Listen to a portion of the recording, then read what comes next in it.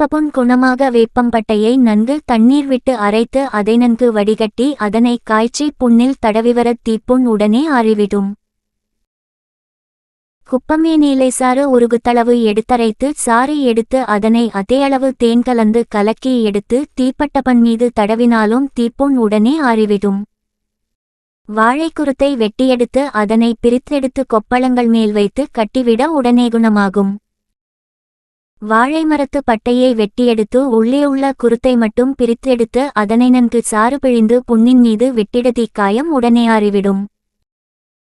வாழை குருத்தை தீயில் நல்லா கருகும்படி சுட்டெடுத்து அதனை தேங்காய் எண்ணெயில் குழப்பி தடவிவர தீப்புண் சீழ்வடிதல் மற்றும் காயங்கள் அனைத்தும் விரைவில் ஆறும்.